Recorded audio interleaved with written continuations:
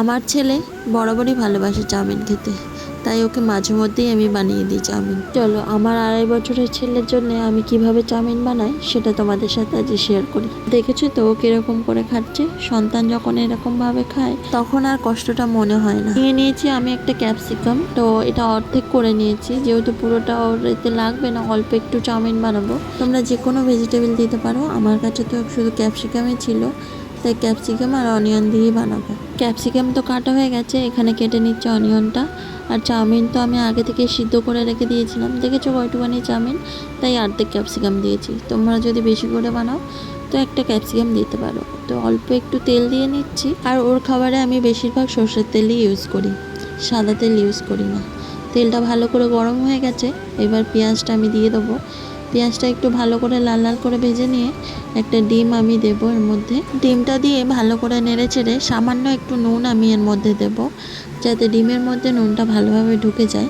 যতই যাই হোক, ছোট হোক আর বড় হোক, একটু টেস্ট করে না বানালে ভালোই লাগে না। তারপরে দিয়ে দিলাম ক্যাপসিকামগুলো। আমি একটু মোটা মোটাই রেখেছি, কারণ আমার ছেলে ওগুলো গিতে গিতে খেতে খুবই পছন্দ করে। শুধু বাচ্চাদের যা তাই খাবার বানিয়ে দিলেই হয় না, ওর মধ্যে যদি কোনো অ্যাক্টিভিটি বা কোনো ইন্টারেস্টিং জিনিস না পায়, ওরা খাওয়ায় অত আগ্রহী দেখায় না। তো তারপরে দিয়ে দিলাম একটু ম্যাগি মশলা, তারপরে এটাকে ভালো করে মিক্স করে নেব। তারপরে দেবো আমি একটা কাঁচা লঙ্কা, পুরোটা দেবো না, এর অর্ধেকটা দেবো, কারণ আমার ছেলে একটু ঝাল ঝাল খেতে বেশি পছন্দ করে, তাই অর্ধেকটা আমি দিয়ে দিয়েছি। একটু একটু করে ওকে ঝাল খাওয়া প্র্যাকটিস করাচ্ছি, এইটুকানি ঝাল ও খেতেই পারে। যেহেতু চাউমিনটা দিয়েছি সেই জন্য আরেকটু নুন অ্যাড করে দেবো। তারপরে রান্না করতে করতে মনে পড়লো ছাদে তো স্প্রিং অনিয়ন আছে, সেই জন্য গিয়ে নিয়ে আসলাম। একটা গাছ লাগিয়েছিলাম পেঁয়াজের, সেখান থেকে ভালোই পেঁয়াজ পাতা হয়েছে।